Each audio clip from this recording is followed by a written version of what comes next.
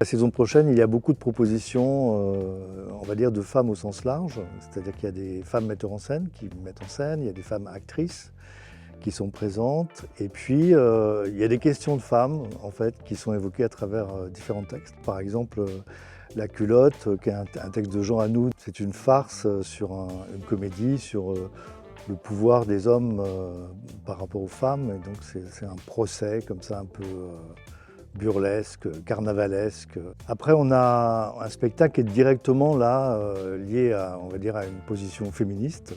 C'est celle de Gisèle Halimi. Et c'est à partir du livre d'Annick Cogent, où Annick Cogent a interviewé Gisèle Halimi sur sa vie. Donc on a le portrait d'une féministe qui s'est battue toute sa vie pour défendre les droits des femmes. On a Catherine Yegel, donc sociétaire honoraire de la Comédie Française, qui représente les règles du savoir-vivre dans la société moderne.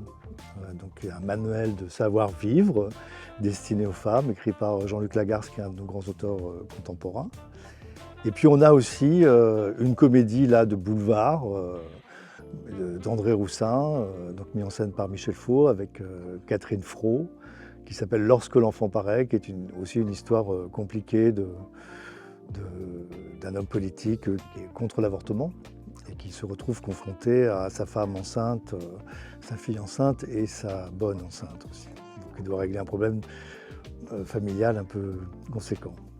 En ce qui concerne la position des femmes, c'est aussi la lecture que Arthur Nozdeciel, qui est directeur du Théâtre national de Bretagne, a fait du Malade imaginaire, puisqu'il introduit dans le Malade imaginaire un texte de Giovanni Macchia, qui est un dramaturge italien, et qui raconte l'histoire d'Esprit Madeleine Poquelin, la fille naturelle de Molière, donc, qui n'a jamais voulu reprendre l'héritage de son père. Et donc là, c'est encore une position de femme silencieuse. Et donc c'est une lecture très particulière du Malade imaginaire. Alors la suite de la programmation, on va voir Beckett pour la première fois, avec fin de partie, dans une mise en scène de Jacques Osinski, avec Denis Lavant en particulier. On va avoir Un oncle Vania, qui est dirigé par le directeur du Théâtre national de Toulouse, qui a été présenté à l'Odéon récemment. Alors Le Chevalier et la Dame, oui, c'est une pièce de Goldoni, mais qui est peu connue, peu représentée en France. Donc c'est le plaisir toujours qu'on a avec Goldoni, qui écrit des comédies magnifiques. Donc ça, c'est une grande troupe, vraiment de décors, de costumes, etc. Ça sera présenté au Foirail.